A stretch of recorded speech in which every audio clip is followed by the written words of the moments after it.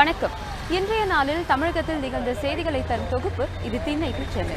செய்திகளை வழங்குவதற்காக சென்னையிலிருந்து சாந்தாவுடன், சேலத்திலிருந்து ஐஸ்வர்யா. செய்திகளை விரிவாக பார்ப்பதற்கு முன்பாக முதலில் தலைப்புச் செய்திகளை பார்க்கலாம். ஒன்றுபட்ட அதிமுகவை விரைவில் பார்க்கலாம் என முதலமைச்சர் பழனிசாமி நம்பிக்கை. புதிய ஜவுளி கொள்கை விரைவில் உருவாக்கப்படும் என பேச்சு.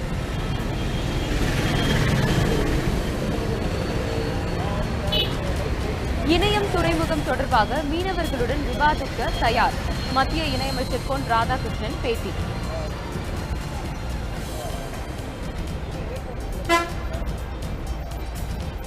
பள்ளி கல்வித்துறை செயல்பாடுகள் குறித்து விவாதிக்க தயார். அமைச்சர் செங்கோட்டையன் சவாலை ஏற்பதாக அன்புமணி அறிவிப்பு.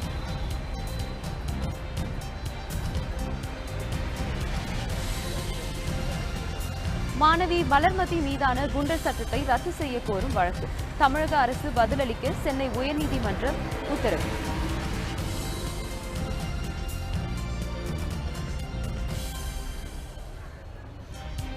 நீர்வரத்து தொடர்ந்து அதிகரித்து வருவதன் எதிரொலி. மேட்டூர் அணையின் நீர்மட்டம் 2 அடி உயர்வு.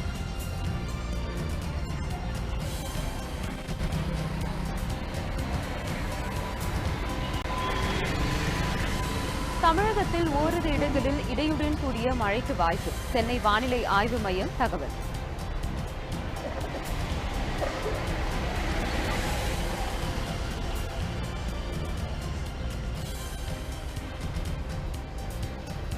செய்திகளை விரிவாக பார்க்கலாம்.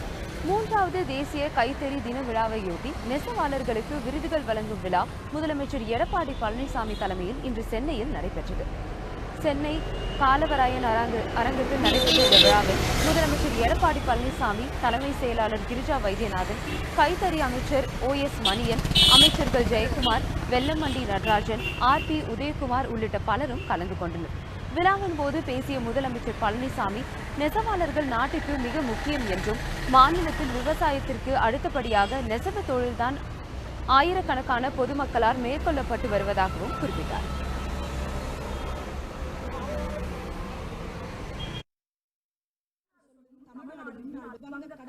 சுயஉதவி குழுக்களின் வளர்ச்சிக்கு பெரும் பங்காற்றிருக்கும் தமிழ்நாடு மகளிர் மேம்பாட்டுக் கழகம், வங்கிகள், தொண்டு நிறுவனங்கள், நுண்கடன் நிறுவனங்கள் உள்ளிட்ட அனைவருக்கும் நான் பாராட்டுகின்றேன்.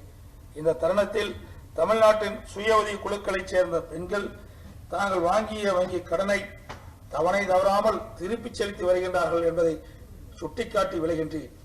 அதே சமயம் சுய உதவி குழுக்களுக்கு வழங்கப்படும் தற்போதுள்ள கடனுதவி 18,000 கோடி ரூபாய் அளவில் உள்ளது. இதில் வங்கியின் பங்களிப்பு 6,300 கோடி அளவில்தான் உள்ளது என்பது கவனிக்கத்தக்கது.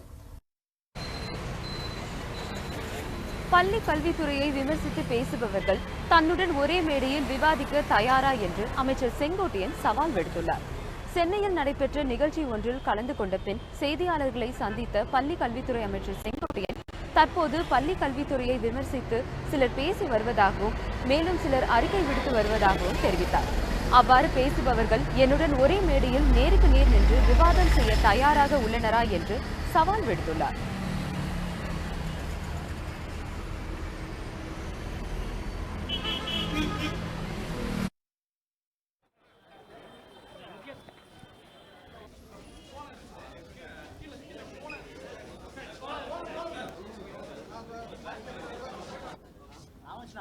பள்ளி கல்வித்துறை செயல்பாடுகள் குறித்த விவாதத்திற்கான இடம் மற்றும் தேதியை செங்கோட்டையன் அறிவிக்க வேண்டுமென பாமக இளைஞரணி தலைவர் அன்புமணி ராமதாஸ் கூறியுள்ளார். தனியார் தொலைக்காட்சி நிகழ்ச்சியில் ஒளிபரப்பாகும் நிகழ்ச்சிகள் தமிழ் கலாச்சாரத்திற்கு எதிரானது இருக்கக்கூடாது என்று மத்திய இணையமைச்சர் பொன் ராதாகிருஷ்ணன் தெரிவித்துள்ளார். கன்னியாகுமரி மாவட்டம் மண்டைக்காடு பகவதி அம்மன் கோயில் தங்கத்தேர் அமைக்க நிதி திரட்டும் நிகழ்ச்சி கோயில் வளாகத்தில் நடைபெற்றது. இந்த நிகழ்ச்சியை மத்திய இணையமைச்சர் பொன் ராதாகிருஷ்ணன் துவங்கி வைக்க வந்தார்.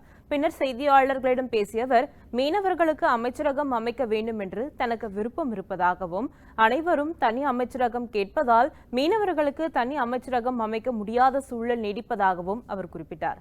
கேரளாவில் நடைபெற்று வரும் மோதல்கள் குறித்து தவறை திரித்து பாஜக மீது கேரள முதலமைச்சர் புகார் கூறுவதாக பொன் ராதாகிருஷ்ணன் குற்றம் சாட்டினார். இணையம் துறைமுகம் தொடர்பாக மீனவர்களுடன் நேரடியாக விவாதிக்க தயாராக உள்ளதாக அவர் தெரிவித்தார். சகோதரர்களே, குழப்பாதீர்கள்.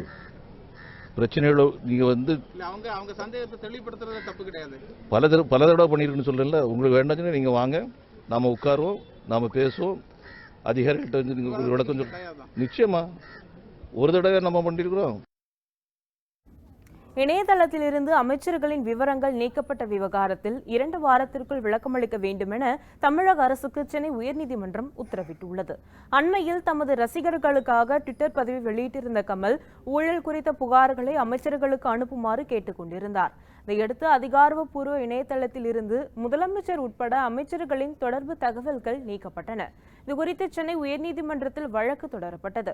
இந்த வழக்கை இன்று விசாரித்த நீதிமன்றம் தமிழக அரசின் இணையதளத்தில் இருந்து அமைச்சர்களின் விவரங்கள் தெரிந்துதான் நீக்கப்பட்டதா என வினா எழுப்பியது. மென்பொருள் அல்லது தொழில்நுட்ப கோளாறால் அமைச்சர்களின் விவரம் நீக்கப்பட்டதா என்றும் நீதிமன்றம் சரமாரியாக கேள்வி எழுப்பியது. மேலும் அமைச்சர்களின் விவரங்கள் நீக்கப்பட்ட விவகாரத்தில் தமிழக அரசிடம் விளக்கம் பெற்று தெரிவிக்க அரசு தரப்பு வழக்கறிஞருக்கு 2 வார கால அவகாசம் அளித்து உயர்நீதிமன்றம் அதிரடி உத்தரவு பிறப்பித்துள்ளது. குண்டர் சட்டத்தை ரத்து செய்ய கோரும் வழக்கில் ஆகஸ்ட் 21ஆம் தேதி பதில் மனு தாக்கல் செய்ய வேண்டும் என தமிழக அரசுக்கு உயர்நீதிமன்றம் உத்தரவிட்டுள்ளது. கதிராமங்கலம் மற்றும் நெடுவாசல் கிராமங்களில் ONGC நிறுவனத்தின் ஹைட்ரோ கார்பன் திட்டங்களுக்கு எதிராக துண்டு பிரச்சாரங்களை விநியோகித்த காரணத்தால் மாணவி வளர்மதியை சேலத்தில் போலீசார் கைது செய்து நக்சலைட் ஆளாக சேர்ப்பது கூறி சிறையில் அடைத்தனர். மேலும் அவர் மீது குண்டர் சட்டம் போடப்பட்டு கோவை சிறையில் அடைக்கப்பட்டார். இதனைத் தொடர்ந்து வளர்மதி மீதான குண்டர் சட்டத்தை நீக்க கோரி அவரது தந்தை சென்னை உயர்நீதிமன்றத்தில் வழக்கு ஒன்றை தொடர்ந்தார். அந்த வழக்கு விசாரணையின் போது ஆகஸ்ட் 21ஆம் தேதி பதில் மனு தாக்கல் செய்ய வேண்டும் என தமிழக அரசுக்கு உயர்நீதிமன்றம் உத்தரவிட்டுள்ளது.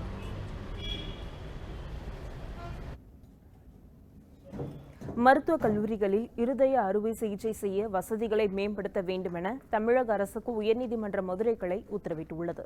அரசு மருத்துவமனைகளில் இருதய அறுவை சிகிச்சை மேற்கொள்ள போதிய வசதிகள் இல்லை என்று ஆனந்த்ராஜ் என்பவர் வழக்கு தொடர்ந்திருந்தார்.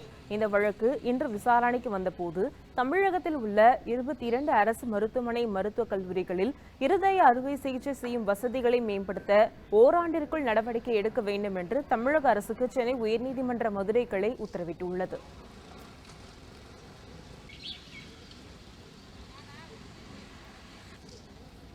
தாம்பரம் ரயில் நிலையத்தில் 3வது முனையம் அமைக்கும் பணிகள் முடிவுற்ற நிலையில் சோதனை அடிப்படையில் ரயில்கள் தற்போது அங்கு இயக்கப்பட்டு வருகின்றன. சென்னையில் சென்ட்ரல், எழும்பூர் ஆகிய 2 ரயில் முனையங்கள் ஏற்கனவே பயன்பாட்டில் உள்ளன. இந்நிலையில் தாம்பரத்தில் 3வது ரயில் முனையம் அமைக்கும் பணிகள் நடைபெற்று முடிந்துவிட்டது. இதனையடுத்து தாம்பரத்தில் அமையவிருக்கும் 3வது ரயில் முனையம் எப்போது திறக்கப்படும் என பொதுமக்கள் ஆர்வமாக இருந்து வந்த நிலையில் தற்போது அங்கு சோதனை முயற்சியாக ரயில்கள் இயக்கப்பட்டு வருகின்றன. தாம்பரத்தில் 3வது முனையம் அமையும் பட்சத்தில் தென் மாவட்டங்களுக்கு செல்லும் ரயில்கள் அனைத்தும் தாம்பரத்தில் இருந்து புறப்பட வாய்ப்பு இருப்பதாக ரயில்வே அதிகாரிகள் தெரிவித்தனர். இதனைத் தொடர்ந்து சோதனை அடிப்படையில் சென்னை எழும்பூரில் இருந்து புறப்பட்டு செல்லும் கவுகாத்தி எக்ஸ்பிரஸ் மற்றும் திப்ருகர் எக்ஸ்பிரஸ் ஆகிய 2 ரயில்கள் இன்று மற்றும் நாளை மறுநாள் தாம்பரத்தில் இருந்து இயக்கப்படும் என்றும் அவர்கள் தெரிவித்தனர்.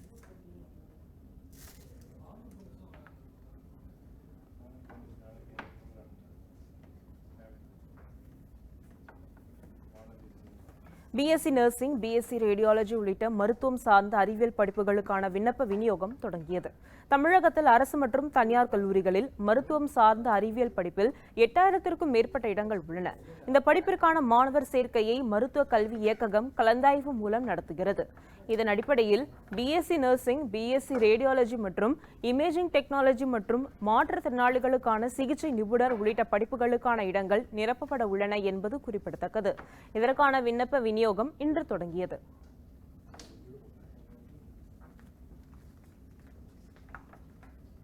கடவு அவிநாசி நீர் திட்டத்தை நிறைவேற்ற கோரி கோவையில் 2 சக்கர வாகன பேரணி நடைபெற்றது.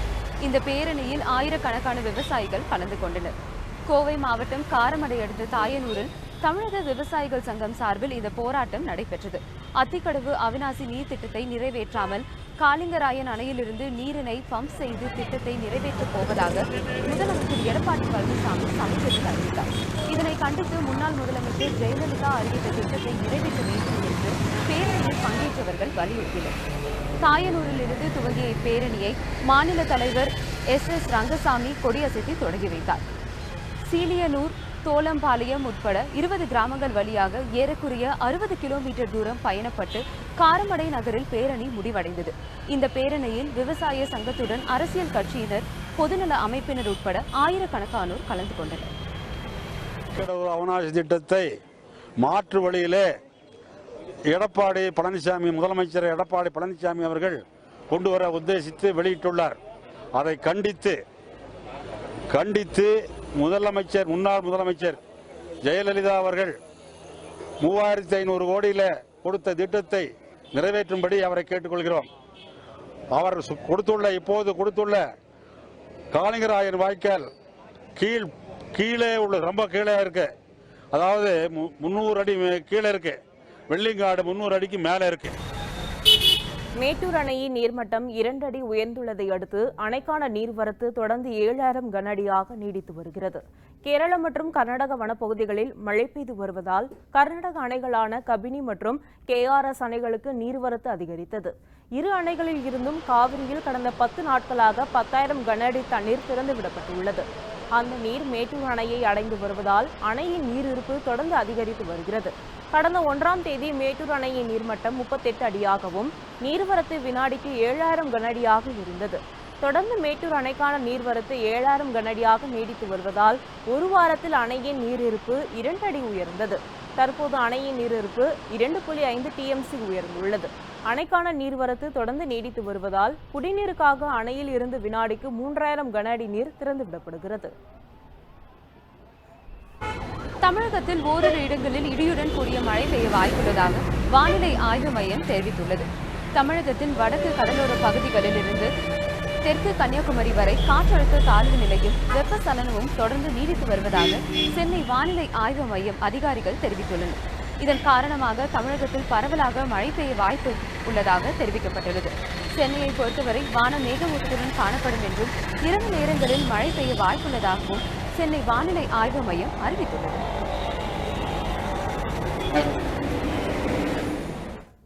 சேகர் ரெட்டி விவகாரத்தில் தன் மீது வழக்கு போட்டால் சந்திக்க தயாராக இருப்பதாக முன்னாள் முதலமைச்சர் ஓ பன்னீர்செல்வம் கூறியுள்ளார். சிவகாசியில் அதிமுக புரட்சித் தலைவி அம்மா அணி பொதுக்கூட்டம் நடைபெற்றது. இதில் கலந்து கொண்டு பேசிய ஓ பன்னீர்செல்வம், எடப்பாடி பழனிசாமியுடன் திமுக கைகோர்த்து கொண்டு மக்கள் பிரச்சனையை சட்டப்பேரவையில் பேசுவதில்லை என்று குற்றம் சாட்டினார். மேலும் டெங்கு காய்ச்சல் பரவுவதை தடுக்க நடவடிக்கை எடுக்க வேண்டும் எனவும் வலியுறுத்தியுள்ளார். அதேபோல் நடிகர் கமல்ஹாசனுக்கு தமிழக அரசியல் குறித்து விமர்சிக்க அனைத்து உரிமையும் உள்ளது என்றும் கூறினார். தொடர்ந்து பேசிய அவர், சேகர் ரெட்டி விவகாரத்தில் தன் மீது வழக்கு போட்டால் சந்திக்க தயாராக இருப்பதாகவும், சேகர் ரெட்டியுடன் சேர்ந்து புகைப்படம் எடுத்துக்கொண்டது ஒரு குற்றமா என்றும் கேள்வி எழுப்பினார். முன்னாள் முதலமைச்சர் பன்னீர்செல்வத்துக்கு பாதுகாப்பாக வழங்க வலியுறுத்தி அவரது ஆதரவாளர்கள் ஆர்ப்பாட்டம் நடத்தினர். திருச்சி விமான நிலையத்தில் முன்னாள் முதலமைச்சர் ஓ பன்னீர்செல்வத்தை தாக்க ஒரு நபர் கத்தியுடன் வந்ததை கண்டித்து நாகை மாவட்டம் வேதாரண்யத்தில் கண்டன ஆர்ப்பாட்டம் நடைபெற்றது. வேதாரண்யம் வட்டாட்சியர் அலுவலகம் முன்பாக நடைபெற்ற ஆர்ப்பாட்டத்தில் ஓ பன்னீர்செல்வத்தின் ஆதரவாளர்கள் 50க்கும் மேற்பட்டோர் பங்கேற்றனர். அப்போது முன்னாள் முதலமைச்சருக்கு பாதுகாப்பு வழங்காத மாநில அரசை கண்டித்து முழக்கங்கள் எழுப்பப்பட்டது. முன்னாள் முதல்வர் எங்களுடைய அன்பு தலைவர் அண்ணன் OPS அவர்களை நேற்று திருச்சி விமான நிலையம் சென்று அண்ணன் அவர்கள் விமான நிலையம் சென்றபோது ஒருவர் யாருடைய தூண்டுதலின் காரணமாகவோ தெரியவில்லை, கத்தியோடு அண்ணன் அவர்களை நெருங்கியிருக்கிறார். அதை கண்டிக்கிற விதமாக இன்றைக்கு வேதாரண்யம் தொகுதியில் வேதாரண்ய ஒன்றிய கழகம், நகரக் கழகம், தலைநாயர் ஒன்றிய கழகத்தினுடைய சார்பாக எங்களுடைய கடுமையான கண்டனத்தை தெரிவித்துக் கொள்வதற்கு இன்றைக்கு கண்டனத்தை தெரிவித்துக் கொண்டிருக்கிறோம். ராஜீவ்காந்தி கொலை வழக்கில் வேலூர் மத்திய சிறையில் உள்ள பேரறிவாளனுக்கு உடல்நலக்குறைவு காரணமாக அரசு மருத்துவமனையில் சிகிச்சை அளிக்கப்பட்டு வருகிறது. ராஜீவ்காந்தி கொலை வழக்கில் வேலூர் ஆண்கள் மத்திய சிறையில் உள்ள பேரறிவாளனுக்கு உடல்நலக்குறைவு காரணமாக அடுக்கம்பாறை அரசு தலைமை மருத்துவமனைக்கு கொண்டு வரப்பட்டார். பின்னர் அவருக்கு சிறுநீரக தொற்று மற்றும் இரத்த கொதிப்பு ஆகியவற்றுக்கு பரிசோதனை மேற்கொள்ளப்பட்டு சிகிச்சை அளிக்கப்பட்டது. இதனையடுத்து பேரறிவாளன் பலத்த போலீஸ் பாதுகாப்புடன் வேலூர் மத்திய சிறைக்கு அழைத்து செல்லப்பட்டார். வேலூர் அரசு மருத்துவமனையில் போதிய மருத்துவ வசதி இல்லாத கூறி சென்னை ராஜீவ்காந்தி அரசு மருத்துவமனையில் சிகிச்சை பெற அனுமதிக்க வேண்டும் என்றும் அதற்கு வசதியாக தன்னை புழல் சிறைக்கு மாற்ற வேண்டும் என்று தமிழக அரசுக்கு பேரறிவாளன் மற்றும் அவரது தாயார் கோரிக்கை விடுத்துள்ளனர் என்பது குறிப்பிடத்தக்கது. மணச்சநல்லூர் அருகில் கிளியநல்லூர் அரசு மணல் குவாரியில் அளவுக்கு அதிகமாக மணல் எடுத்து சென்ற 3 லாரிகளை மணல் குவாரி இயக்குநர் பறிமுதல் செய்து வத்தலை காவல் நிலையத்தில் ஒப்படைத்தார். திருச்சி மாவட்டம் மணச்சநல்லூர் அருகில் திருவாசி, கிளியநல்லூர், கரியமாணிக்கம் ஆகிய ஊராட்சிகளில் அரசு மணல் குவாரி செயல்படுகிறது. இந்த குவாரிகளில் எடுக்கப்பட்ட மணல் தற்போது ஆன்லைன் மூலம் விற்பனை செய்யப்படுகிறது. குறிப்பாக இங்கு மணல் விற்பனை தற்போது 2 யூனிட் முதல் 3 யூனிட் அளவில் மட்டுமே விற்பனை ஆகிறது. இந்நிலையில் திருச்சி வத்தலை அருகில் முசிறி வழியாக திருப்பூர் மாவட்டத்திற்கு அதிகமான மணல் ஏற்றி சென்ற 3 லாரியையும் மணல் குவாரி திட்ட இயக்குநர் அருண் தம்புராஜ் ஆய்வு செய்தார். அந்த ஆய்வில் கிளியநல்லூர் மணல் குவாரியில் வேலை செய்த 5 நபர்கள் உதவியால் அதிகமாக மணல் கடத்தப்பட்டது தெரியவந்ததை அடுத்து 5 பேர் மீதும் வழக்கு பதிவு செய்யப்பட்டது. கழிவுநீர் கால்வாய் அமைத்து தர வலியுறுத்தி பெரம்பலூர் ஆட்சியர் அலுவலகத்தை முற்றுகையிட்டு பொதுமக்கள் போராட்டம் நடத்தினர். பெரம்பலூர் மாவட்டம் வேப்பந்தட்டை அடுத்த வி களத்தூரில் மக்கள் வசிக்கும் பகுதியில் நீண்ட நாட்களாக மழைநீர் கழிவு செல்ல வழியில்லாமல் தேங்கி நிற்பதால் டெங்கு, மலேரியா போன்ற தொற்று நோய் பரவும் அபாயம் இருந்து வருவதாக கூறப்படுகிறது. இதுகுறித்து பலமுறை அதிகாரிகளிடம் மனு கொடுத்தும் எந்த நடவடிக்கையும் எடுக்கவில்லை என்றும் பொதுமக்கள் குற்றம் சாட்டியுள்ளனர். இதனால் வி களத்தூரில் கழிவுநீர் செல்வதற்கு கால்வாய் அமைத்து தர வலியுறுத்தி 100க்கும் மேற்பட்ட பகுதி மக்கள் பெரம்பலூர் மாவட்ட ஆட்சியர் அலுவலகத்தில் முற்றுகையிட்டு போராட்டம் நடத்திய பின் ஆட்சியரிடம் மனு கொடுத்தனர். வீக்களத்தூர் பொதுமக்கள் வந்திருக்காங்க. எங்களுக்கு கழிவுநீர் மழைநீர் போகிறதுக்கு வழி இல்லை. இப்போ நாங்கள் பல முறை மனுக்கள் கொடுத்தோம். தாசில்தார் தலைமையில் 10 முறைக்கு மேலே அமைதி பேச்சுவார்த்தை நடத்தியும் இதுவரைக்கும் எந்த முடிவும் இல்லை. இப்போ திருப்பி தார் சாலை போட்டாங்க, உயரமாக போட்டாங்க. இப்போ மழை பெஞ்சா கழிவு நீர்லாம் வீட்டுக்குள்ளே போகுது. அந்த இடத்துல ஏற்கனவே அந்த அக்ரிமெண்ட்டில் பாலம் போடுறதுக்கு அக்ரிமெண்ட் இருக்குது. ஆனால் பாலம் போடாமல் மேலே தார் போடுறாங்க. இப்போ அதனால் ஊர் பொதுமக்கள் எல்லாம் கூடி கலெக்டர்கிட்ட மனு கொடுக்க வந்திருக்கோம். இதுக்கு எங்களுக்கு நிரந்தர தீர்வு தேவை. ஊதியத்தை பணமாக கையில் வழங்க வலியுறுத்தி சங்கரன் கோவில் அருகே பெண் பீடி தொழிலாளர்கள் காவல் நிலையத்தை முற்றுகையிட்டு போராட்டம் நடத்தினர். நெல்லை மாவட்டம் சங்கரன் கோவில் அருகே உள்ள வெள்ளப்பநாடனூர் கிராமத்தில் 500க்கும் மேற்பட்ட பெண் பீடி தொழிலில் ஈடுபட்டு வருகின்றனர். இவர்கள் பணி செய்யும் தனியார் நிறுவனம் இவர்களது சம்பளத்தை வங்கி கணக்கில் செலுத்துவதை கண்டித்து கடந்த 4 நாட்களாக உள்ளிருப்பு போராட்டத்தில் ஈடுபட்டு வந்தனர். இந்நிலையில் 200க்கும் மேற்பட்ட பெண் பீடி தொழிலாளர்கள் இன்று செந்தாமரம் காவல் நிலையத்தை முற்றுகையிட்டு போராட்டம் நடத்தினர். மேலும் பீடி தொழிலாளர்களின் சம்பளத்தை நேரடியாக வீட்டில் வந்து கொடுக்காவிட்டால் சாலை மறியல் போராட்டத்தில் ஈடுபட போவதாக எச்சரிக்கை விடுத்துள்ளனர். காய்க்கில இலையை வெட்டி அவங்க ஒவ்வொரு இதாக சைஸ் பண்ணி கட்டி கொடுக்கறதுக்கு 10 ரூபா தான். ஆனால் இதை வெட்டதுக்கு பல மணி நேரம் ஆகுது. இதை நாங்கள் வெட்ட மாட்டோம் அப்படிங்கிற கோரிக்கையை வைத்தோம். அப்புறம் சாரல் புத்தகம், பெண்களுக்கு பீடி தொழிலாளிகள் படிப்பறிவு இல்லை, தன்னுடைய பேரை மட்டும்தான் எழுதுவாங்க. அவங்களுக்கு கட்டாயம் கையில் கொடுத்துட்டு சம்பளத்தை பேங்கில் பிடிச்சிக்கிட்டாங்க. இதையும் தடை செய்யணும். அப்புறம் வாரம் 35 ரூபா, எந்த ஒரு இது இல்லாமல் அவங்களுக்கு கணக்கும் இல்லை, ஒன்றும் இல்லை. அதையும் தடை செய்யணும். எங்களுக்கு கையில் வாரம் வாரம் சம்பளத்தை கொடுக்கணும். இந்த கோரிக்கைகளை வலியுறுத்தி 4 நாளாக முற்றுகை பண்ணி பெண்கள் இருக்காங்க. இதை கண்டிப்பாக மாவட்டத்தில் எல்லாரும் இதை தலையிட்டு உடனே சீர் செய்யணும். நாகர்கோவிலில் நடைபெற்ற நாய்கள் கண்காட்சி பார்வையாளர்களை வியக்க வைத்தது. கன்னியாகுமரி மாவட்டம் நாகர்கோவிலில் நடைபெற்ற நாய்கள் கண்காட்சியில் தமிழ்நாடு, கர்நாடகா, மும்பை, டெல்லி உள்ளிட்ட பல பகுதிகளில் இருந்தும் 38 வகையான 300 உயர் வகை நாய்கள் பங்கேற்றன. கென்னல் கிளப் என்னும் தனியார் அமைப்பு 14வது ஆண்டாக இந்த கண்காட்சிக்கு ஏற்பாடு செய்திருந்தது. இக்கண்காட்சியில் ஹாப் ஹவுண்ட், ஜெர்மன் ஷெப்பர்ட், பொமேரேனியன், பக்ரகன், அமெரிக்கன் அக்டா உள்ளிட்ட பல்வேறு வகையான வெளிநாட்டு நாய்களும் உள்நாட்டு இனங்களில் ராஜபாளையம், சிப்பிப்பாறை, கொம்பை நாய்களும் இடம்பெற்றன. தங்களது எஜமானர்கள் சொல்லுக்கு கீழ்ப்படிந்த நாய்கள் விளையாடியது அங்கிருந்த பார்வையாளர்களை வெகுவாக கவர்ந்தது. கன்னியாகுமரி கென்னல் கிளப் சார்பில் 13வது மற்றும் 14வது all India all British dog ஷோவும் 4வது ஒபீடியன்ஸ் ட்ரையல்ஸும் நடைபெற்று கொண்டிருக்கிறது காஸ்ட் கிறிஸ்தவ கல்லூரியில். இதில் 300 விதமான 300 நாய்கள் கலந்து கொண்டிருக்கிறது. 38 விதமான இன நாய்கள் கலந்து கொண்டு இருக்கிறது. அதை வந்து எப்படி செக்ரிகேட் பண்ணுவாங்கன்னா 11 குரூப்ஸாக நாயை பிரித்து ஒவ்வொரு குரூப்லேருந்தும் 2 டாக்ஸை செலக்ட் பண்ணுவாங்க ஃபஸ்ட்டு. தாராபுரம் அருகில் காங்கேயம் காளைகள் பங்கேற்ற ரெக்லா பந்தயம் களை கட்டியது. இதை காண ஏராளமான பொதுமக்கள் திரண்டதால் அப்பகுதி மகிழ்ச்சி ஆரவாரத்துடன் காணப்பட்டது. திருப்பூர் மாவட்டம் தாராபுரம் அருகே உள்ள பெரிய புதூரில் காங்கேயம் காளைகள் சங்கத்தினர் சார்பில் ரெக்லா பந்தயம் நடைபெற்றது. இதில் தமிழகத்தின் பல்வேறு பகுதிகளில் இருந்து காளைகள் கொண்டு வரப்பட்டன. இரு பிரிவுகளாக நடத்தப்பட்ட இப்பந்தயத்தில் 200 மீட்டர் போட்டியில் 196 ரெக்லா வண்டிகளும் 300 மீட்டர் போட்டியில் 55 ரெக்லா வண்டிகளும் பங்கேற்றன. இதில் முதல் 3 இடங்களை பெற்றவர்களுக்கு தங்க நாணயங்கள் பரிசாக வழங்கப்பட்டன.